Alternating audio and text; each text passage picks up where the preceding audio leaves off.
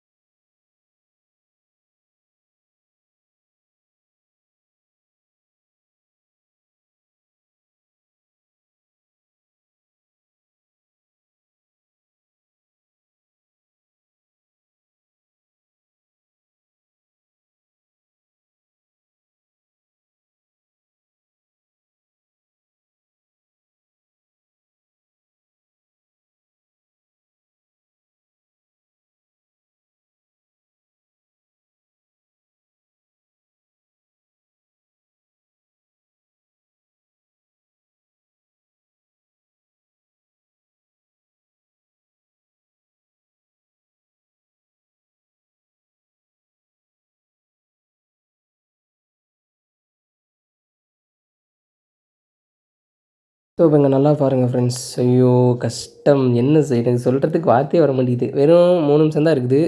நம்ம வெறும் 20 கொஸ்டின் தான் போட்டிருக்கோம்.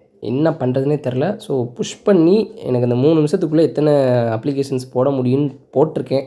ஆனால் இதுவுமே கம்மி தான் சொல்லலாம். ஏன்னா வந்து ரிசல்ட்டு பார்த்தக்கப்புறம் தான் எனக்கே தெரிஞ்சு அட பாவிகளா அப்படின்ட்டு. ஏன்னா போட்டிருக்கலாம். நம்ம அந்த பதட்டம், அந்த பயம், லைக் ஐயோ சிம்பிளிஃபிகேஷன் இல்லையே அப்படின்ற அந்த ஷாக் இருக்கும்ல, அந்த ஷாக்கே வந்து நம்மளை போட்டு தள்ளிடும். அந்த ஷாக் மட்டும் இருக்கக்கூடாது.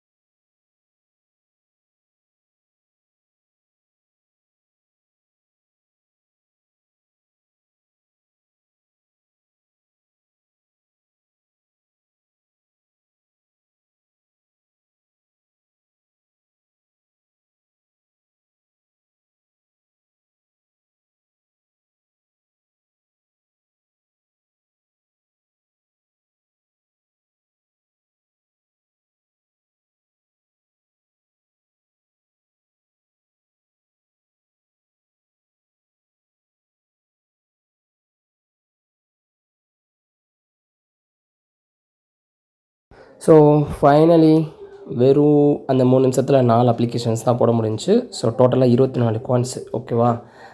பரவாயில்ல. இங்கிலீஷில் 5 எரரு நல்லா தான் இருக்குது. ஆனால் அப்படியே ஆப்போசிட்டாக ரீசனிங்கில் காவு வாங்கிட்டு இருக்காங்க. என்னன்னே தெரில.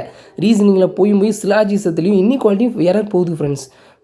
ஃபோக்கஸ்டாக படிக்கணும், ஃபோக்கஸ்டாகன்ற மாதிரி அதில் போயிருச்சா. குவான்ஸில் ஒரு error. Okay nice. So score பார்ப்போமா?